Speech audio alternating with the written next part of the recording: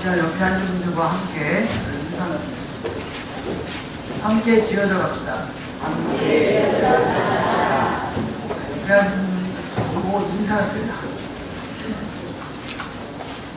너무 무뚝하게 계시면, 너무 심각하면 우울증 걸리세요.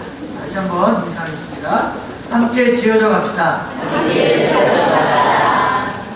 오늘은 우리 교회가 이곳 창성에 세워진 지 107년이 되는 주일입니다. 1909년 3월 10일 구한말 나라의 국권이 일본 사람의 손에 거의 다 넘어가고 희망을 잃고 하루하루를 살아가던 외땀선 창선에 놀라운 일이 일어났습니다. 진주 사람 권서 이봉훈이라는 사람에 의해서 하나님의 복음이 전해졌고 상주 홍골 마을에 기도처가 세워지는 것으로 하나님의 교회가 시작이 되었습니다. 그때부터 지금까지 하나님이 놀라운 부흥을 우리에게 허락하셨습니다. 작년 106주년을 지내고 107주년을 맞이하면서 교회에 폭발적인 부흥이 일어났는데, 특별히 저 뒤에 유아실에 최건영이 하는 애밖에 없었는데 지나오는 가운데 저렇게 말이 돼가지고 지금 뒤에 꽉 차서 자기들끼리 세력 다툼을 하고 자기들끼리 위계 질서를 세우고 할 정도로 이렇게 많은 부흥을 허락하셨고, 또 찬양대에 또 그동안 하나님이 새롭게 보내주신 분들을 통해서 또 세워주셔서 부흥을 허락하신 것을 정말 감사드립니다.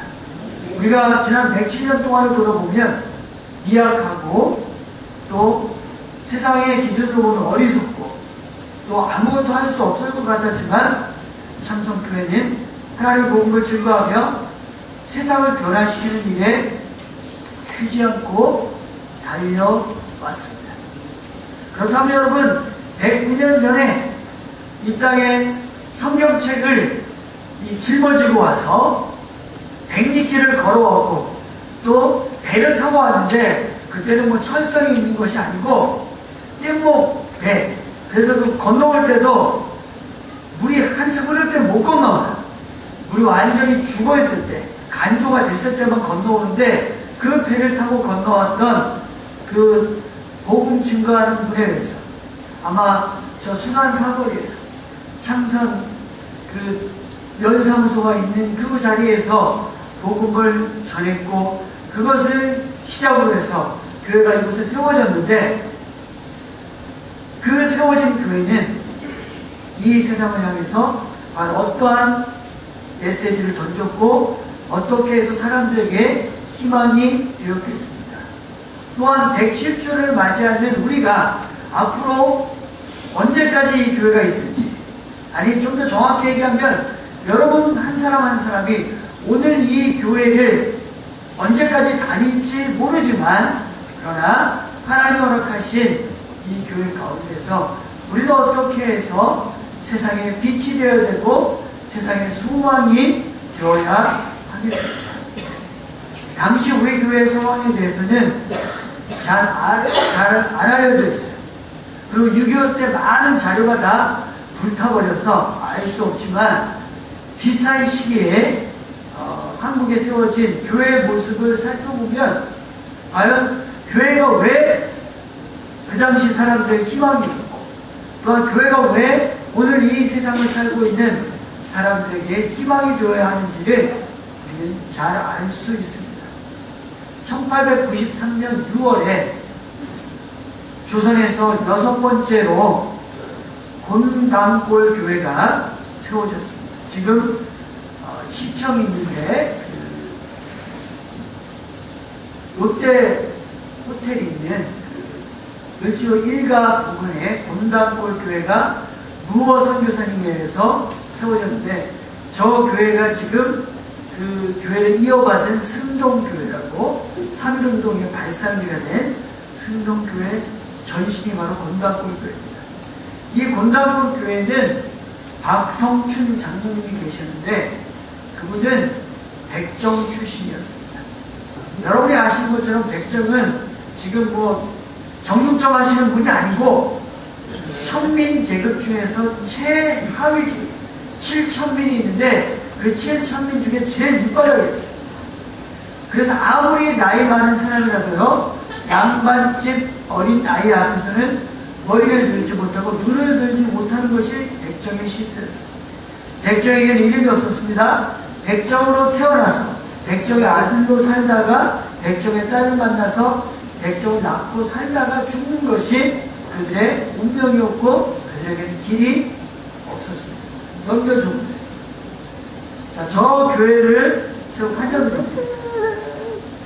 지금도 승동교회 가면 저 건물이 남아있어요. 제가 승동교회를 우리 같은 경기도에 있었기 때문에 가보곤 했는데 저 건물이 있고 교회 사무실로 사용하고 있거든요. 저기서 이제 예배를 드렸는데 이 박성춘이라는 분은 자기가 아무리 생각해도 길이 없거든요.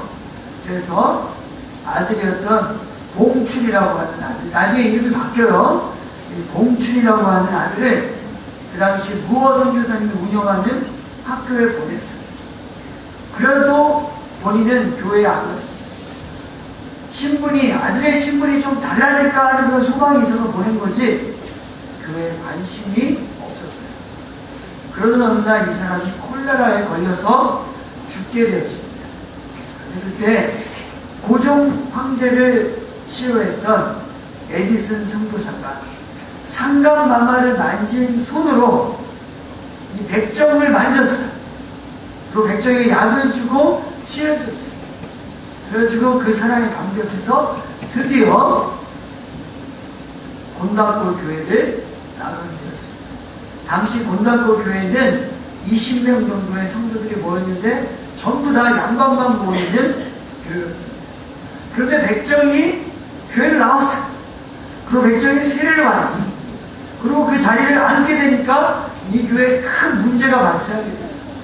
당시 20명 정도면 굉장히 큰 교회예요. 왜냐하면 아무도 복음을 믿지 않는 그런 상황이었습니다. 1884년에 선교사가 들어와서 복음 증거하고 20명 모이는 교회가 됐는데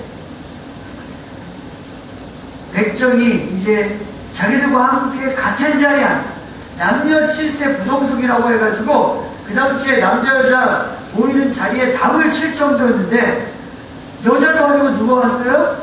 백정이 왔으니까 심각한 교회 문제가 발생했어요. 그 백정이 와서 세례받은 그 다음 날로, 다음 주일로 6명이 교회 출석을 중단했어요. 박성춘을 내보내지 않으면 교회에 안 나가겠다고 선언했어요. 그러자 그 교회 이주사라고 하는 사람이 교회에 나왔는데 이분이 중재에 나섰어요. 양반들은 앞자리에 앉고 백정은 뒤에 앉게 되면 자기가 한번 교회를 나와보겠다고 그렇게 중재안을 제시하니까 그 안 나온 사람들이 다 찬성을 했어요. 그런데 무어 선교사님은 안 된다. 거절했어요. 그러자 양반들이 나가서 광교 부근에 홍문스골 교회를 따로 분립해서 세웠어요. 이제 곤단골 교회는 4~5명 정도밖에 성도가 남지 않았습니다. 한 명이 아쉬운 때 이 무어 선교사님의 갈등이 얼마나 심했겠어요. 조선에 와서 가진 박해를 무릅쓰고 그 어려운 조선 관리들을 20명이나 전도했는데 백정한 사람 때문에 다 갈라져서 나갔어요. 자, 이 문제의 한 가운데서 있던 박성춘은 이 상황을 보면서 뭘 느끼겠어요? 무어 선교사님이 자신을 양반과 같은 레벨로 놓고 대우해 준 것이 너무너무 감사해서 내 목숨은 내 목숨이 아니다 하는 결심을 하고 전도를 해서 20명의 백정을 채워달았어요. 그래서 이제 곤단골 교회는 양반교회에서 무슨 교회로 바뀌었어요? 백정교회로 바뀌었어요. 이분이 1911년에 장로로 임명을 받았어요. 그리고 1914년에 선조 임금의 11대 왕손인 이재현이라는 분이 또 그 교회에 장로로 임명이 돼서 한국교회 최초로 백정과 양반이 당회를 이루고 당회를 하는 그런 뜻깊은 교회가 됐어요. 아들 봉출이는 그 무어 선교사님이 세운 학교를 졸업을 하고 세브란스 그 의과 대학을 전문학교를 진학해서 의사가 되어서 아주 많은 일을 감당하고 학교를 세우기도 했어요. 그런데 이 백정 출신이었던 박성춘 장로님이 하신 일이 있어요. 무슨 일을 했냐면 무어 선교사의 지도 아래 조선 백정들의 신분 해방을 위해서 조선의 조정에 수차례 탄원서를 올렸어요. 그리고 마침내 이 땅의 백정들이 신분 해방의 감격을 맛보게 되었어요. 백정 역시 국민의 한 사람으로서 호적을 올릴 수 있는 기회를 갖게 됐고 자신의 이름을 가질 수 있게 되었고 양반들처럼 망건과 갓을 쓸 수 있게 되었어요. 한국에 와 있던 한 선교사가 선교 역사를 기록하면서 이 사건을 이렇게 기록했습니다. 미국의 노예 해방이 감격적이라고 이야기하지만 조선의 백정이 해방이 되고 조선의 백정들이 평리의 신분을 얻은 것은 그에 비교할 수 없는 기적입니다. 200년 동안 노예 생활하던 자들이 이제 노예 해방을 한 것에 비해서 수백 년 동안 천민의 밑바닥을 걷던 사람들이 복음에 의해서 예수에 의해서 새롭게 된 이 사건은 노예 해방과 비교할 수 없는 기적적인 일이었다고 말하고 있습니다. 이 곤단골 교회가 한국 사회를 향해서 선포한 복음의 메시지가 과연 무엇이겠습니까? 오늘 107주를 맞이하면서 우리가 앞으로 기억해야 하고 계속 힘써야 하는 그 일은 무엇이겠습니까? 바울은 오늘 말씀에서 교회는 어떤 곳이라고 선포하고 있습니다. 여러분, 오늘 이 교회가 이 창설에 세워질 때 이미 이 세상을 향해서 교회는 이런 곳이다라고 이야기한 거예요. 곤단골 교회가 그렇게 얘기했고 창선교회, 상신교회가 그렇게 이야기했고 오늘 앞으로도 우리가 교회는 이런 곳으로 우리가 선포하고 만들어 가야 한다는 것입니다. 여러분, 교회는 어떤 곳입니까? 21절, 22절 말씀 같이 읽겠습니다. 그의 안에서 건물마다 서로 주 안에서 성전이 너희도 성전 안에서 하나님 거하실 초소가 되어 그리스도 예수 안에서 함께 지어져 교회는 어떤 곳이에요? 함께 지어져 가는 곳입니다. 바울이 선포한 교회를 향한 복음의 메시지입니다.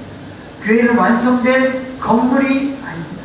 교회는 계속 지어져가는 성도들의 모임입니다. 21절의 뜻이 교회는 어떻게 성장합니까?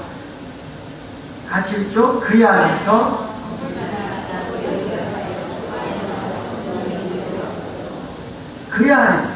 건물과는 서로 연결하여 그 안에서 주 안에서 성전이 되고 그가 아니란 바로 예수님을 말합니다. 우리를 구원하신 예수님 안에서 건물마다 성전에 여러 건물들이 있는데 그것이 회합으로 함께 연결됩니다. 여러분들 경복궁 가보거나 창경궁 가보면 건물이 정말 많거든요. 근데 그 건물들이 하나로 다 이렇게 연결이 돼요. 회합으로. 마찬가지로 교회 안에 주님의 복음으로 구원받은 백성들이 참 많이 있는데 그 백성들이 하나로 연결되어 주의 성전을 이룬다는 거예요. 그는 그 다음 구절에서 다른 말로 성령 안에서 하나님의 교회로 우리가 세워지고 있다고 말씀하고 있습니다. 교회는 완성된 상태가 아니라 계속해서 성장하고 확장되어진다는 것입니다. 여러분 옆으로 한번 보십시오. 여러분 자리. 기어있는 자리들이 있지 않습니까? 그 자리는 누구를 위한 자리냐 하면 함께 교회를 이룰 사람들의 자리이고 그 자리를 위해 이 교회가 세워져 있는 한 계속해서 가야 한다는 것입니다. 우리가 참선의 10분의 1을 하나님 앞에 이끄는 교회가 되길 원하는데, 참선의 10분의 1을 우리가 하나님 앞에 이끌면 우리가 아마 3부 예배를 드려야 될 거예요. 믿습니까? 네. 왜요? 여기에는 다 앉아도 600명을 다 수용할 수 없기 때문에 새 교회를 짓지 않는 한 3부 예배를 드리는 그런 교회가 되는 것입니다. 그렇다면 여러분, 교회가 확장되고 성장한다고 했는데, 계속 지어져 간다고 했는데, 그러면 그 교회는 어디에 세워지고 그 기초와 시작은 무엇이겠습니까? 20절 말씀을 같이 읽겠습니다. 너희는 선지자들의 터 위에 세우심을 그리스도 예수께서 친히 모퉁이 돌이 되셨느니라. 우리가 어디에 세워졌어요? 사도들과 선지자들의 터 위에. 이것은 하나님의 약속 위에 세워져 있다는 거예요. 그 약속은 무엇입니까? 주 예수를 믿으라. 그래야만 너와 내 집이 구원을 얻으리라. 107년 전에 복음을 전했던 이복은 권사라, 거율 선교사님이 여기 와서 복음을 전할 때에 전한 그 복음의 내용은 바로 이것이에요. 주 예수를 믿으라. 그래야면 너와 내 집이 구원을 얻으리라. 그러므로 교회의 중심에는 예수 그리스도가 계십니다. 바울은 이것을 설명하면서, 이것을 비유로 들면서 돌을 하나씩 하나씩 쌓아서 집을 짓는 것에 비유했습니다. 저는 돌담이 제주도에만 있는 줄 알았는데, 이 창선에 와서 살다 보니까 돌담이 굉장히 많아요. 교회 밖을 나가서 우리 김광식 권사님 집으로 가는 그 길에 돌담이 있는데, 그 돌담이 몇 년 정도 됐을 것 같아요? 몇 년 됐겠어요? 아마 100년 넘었을 거예요. 아마 이 교회보다 훨씬 오래됐어요. 그런데 신기하지 않습니까?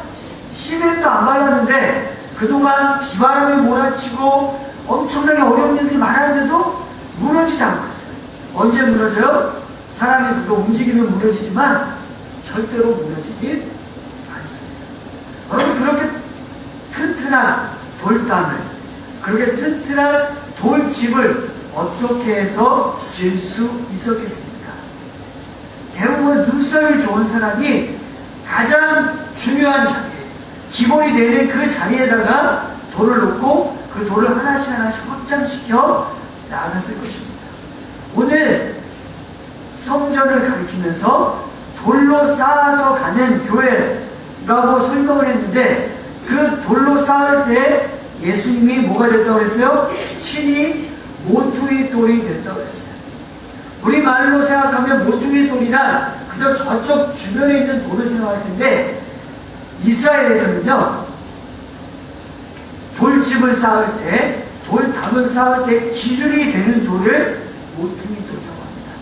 그 기준이 되는 돌이 제자리에 제대로 가 있어야만 그것이 무너지지 않거든요. 그런데 예수님이 바로 교회를 세우는, 교회를 이루게 하는 기준이 되셨습니다. 왜냐하면 교회에 들어오는 모든 사람은 그 돌을 통과해야 합니다. 왜요? 예수 그리스도를 나의 구주, 나의 하나님으로 믿는다고 하는 고백을 한 사람만이 교회의 일원이 된다는 것입니다. 그 사람들이 하나님 원하는 숫자가 차기까지 교회에 들어올 것이며, 교회는 성장을 멈추지 않을 것입니다. 저와 여러분도 다 그 돌 중에 하나입니다.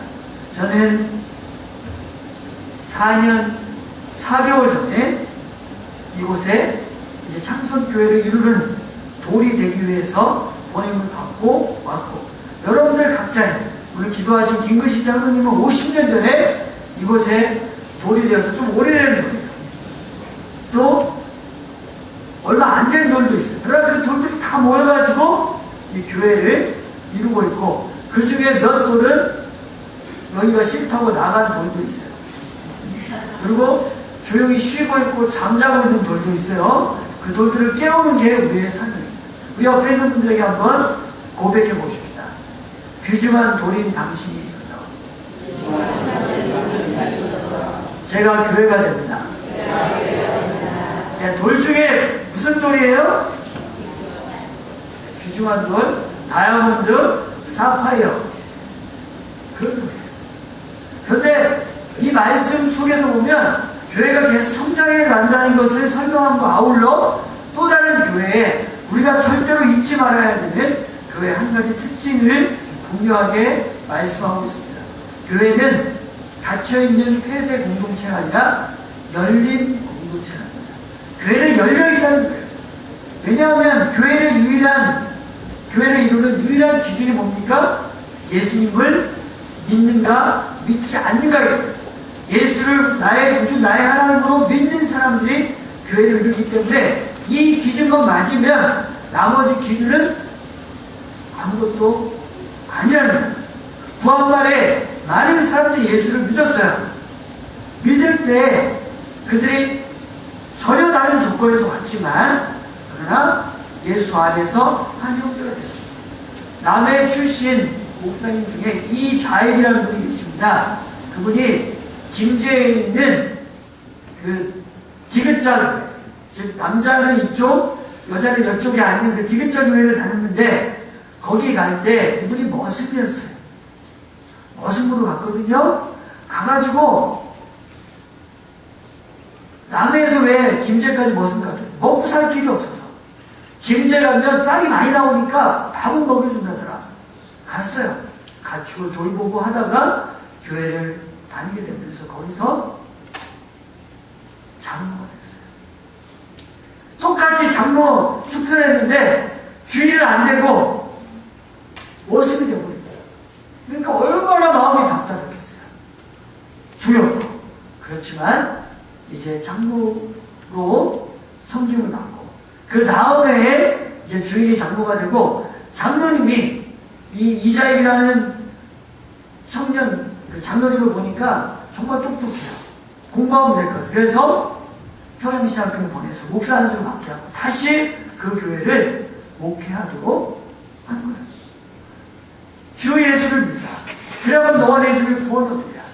너희 공부하는 자들아 오라고 할 때 그 어떤 조건도 없었기 때문에 가난하고 찌들리고 힘든 사람들이 하나님 앞으로 나와서 하나님의 교회를 이루었습니다.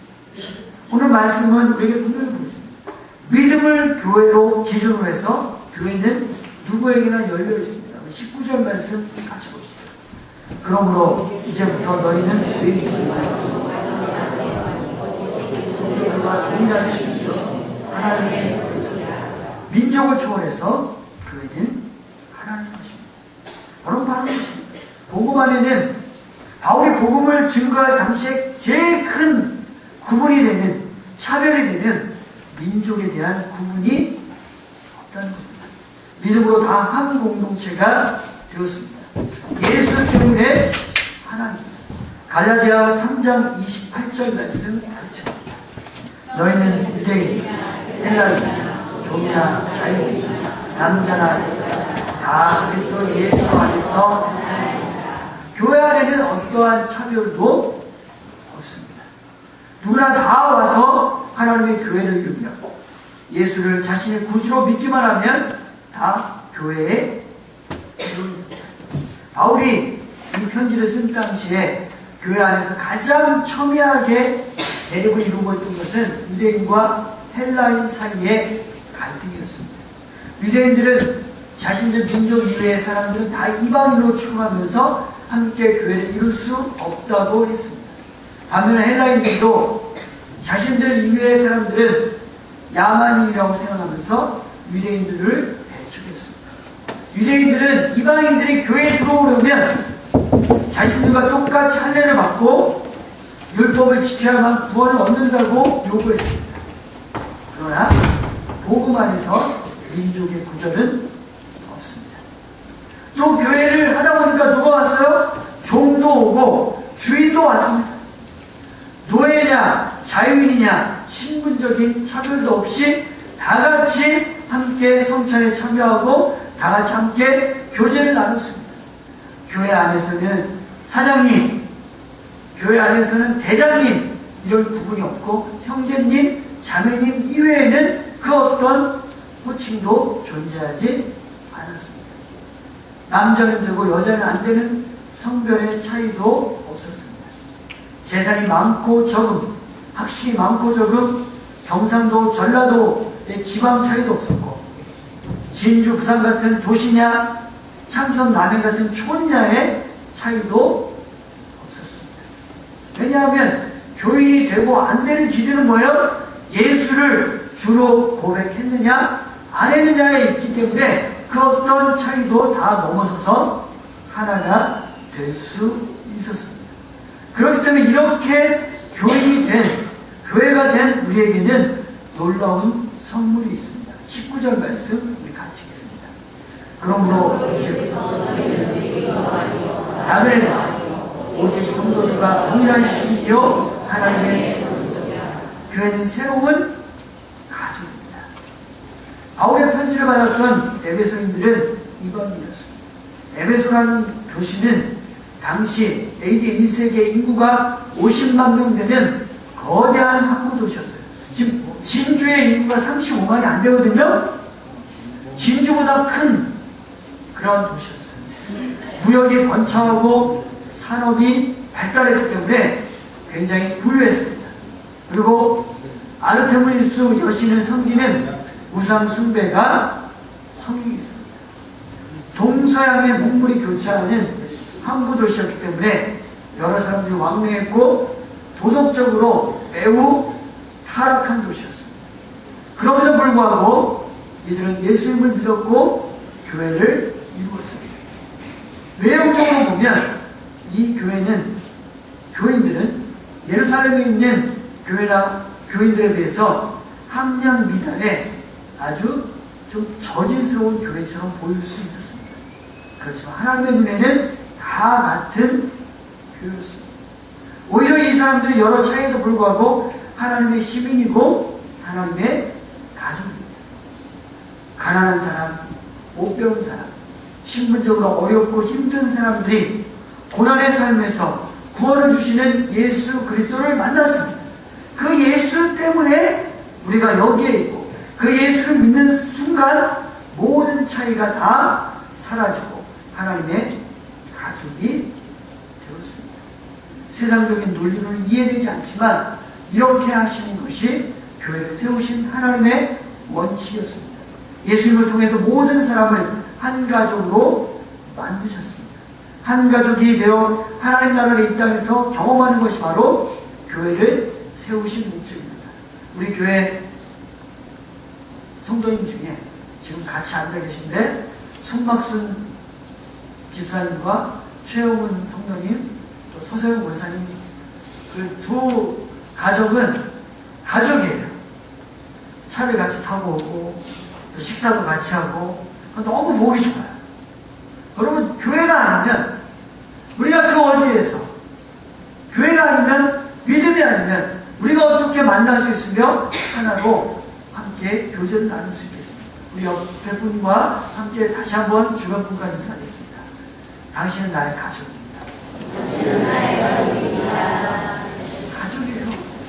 여러분 지금 알파고하고 이세돌하고 바둑 두고 있는데 알파고가 이긴다 뭐 해가지고 굉장히 인류의 종말이 가까웠다 그러는데 걱정하지 마세요. 기계는 기계가 할 일을 하는 거고 교회는 교회가 할 일을 하면 되고 사람은 사람이 하는 일을 합니다. 그렇게 계산을 열심히 해가지고 이기게 되면요 비인간적이 되기 때문에 사람들은 점점 더 뭘 찾게 되냐면 인간적인 것을 찾게 되고 가족을 찾게 되는 것이고 그 가족을 누가 줍니까? 예수님이 줍니다. 그 가족을 누가 줍니까? 믿음 안에서 교회가 줍니다. 우리는 모일 때마다 하나님의 가족을 이루어야 하고 우리는 모일 때마다 함께하는 그런 모습을 가져야 합니다. 107년 전에 바로 창선의 교회를 세우신 하나님의 목적이 바로 모든 차이를 넘어서 복음과 한 가족을 만드는 것입니다. 실제로 부활의 어려운 상황 속에서 신분의 부하와 빈부의 차이와 건강과 약함을 극복하고 하나님은 우리를 이 자리까지 오게 하셨습니다. 제가 목회하면서 특히 감사하게 생각하는 것은 우리 창선교회 교인들 중에는 크게 뛰어난 분도 없고 엄청나게 부유한 분도 없지만 다양한 모습과 형편에서 신앙생활을 하고 계시다는 점입니다. 여러분들 중에 5톤 이상의 배를 가진 분 계십니다. 여러분들 중에 횟집을 하시는 분 계세요? 조개를 엄청나게 많이 기르시는 분 계세요? 없잖아요.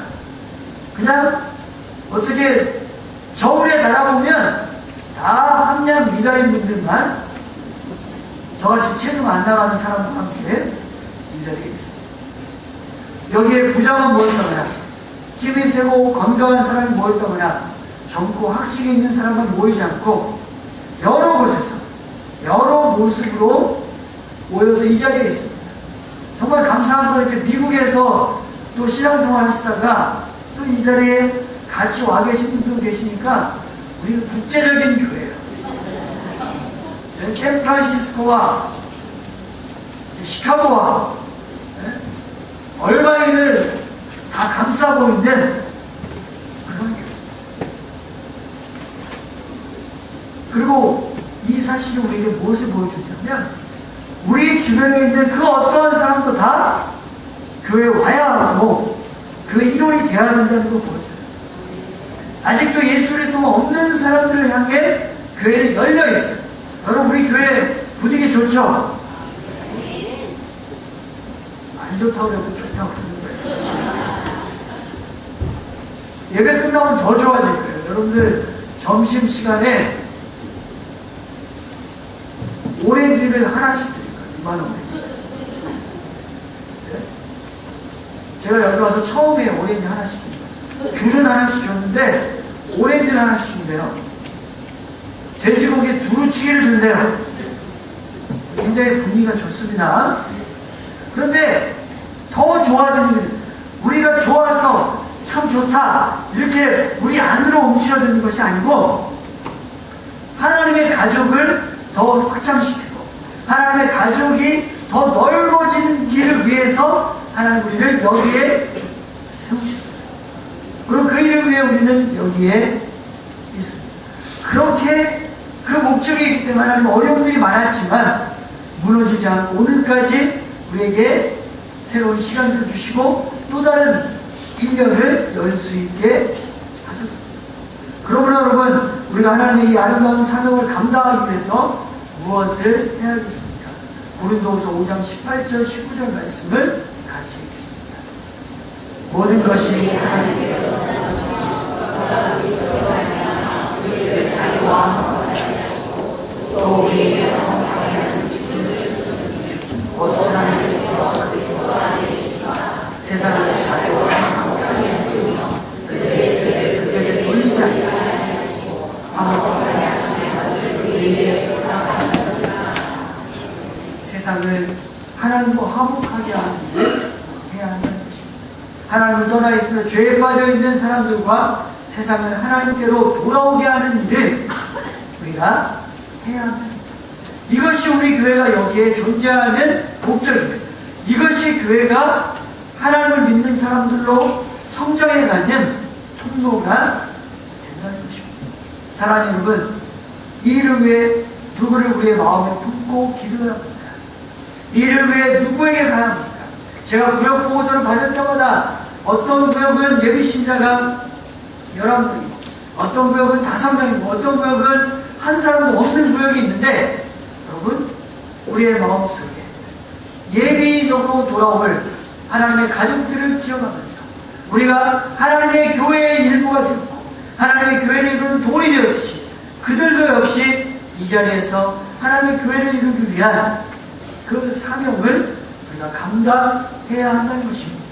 하나님과 세상을 화목케 하는 그 사명을 감당하기 위해서 기도하고 애쓰며 내년 108주년을 맞이할 때에는 우리가 좀 더 성장하고 이곳에 하나님의 이름을 부르며 하나님을 찬양하는 하나님의 가족이 더 많아지는 꿈을 꾸며 그림을 그리고 나아가서 내년을 맞이할 때 더 감격스러운 예배를 하나님 앞에 드릴 수 있었으면 참 좋겠습니다. 이를 위해 우리가 헌신했으면 좋겠습니다. 이를 위해 우리가 하나님 안에 드려지는 우리의 삶이 되어지고, 이를 위해 우리 교회가 사용되어졌으면 참 좋겠습니다. 그 일을 위해 다짐하는 여러분들 되기를 주님의 이름으로 축원합니다. 하나님 아버지,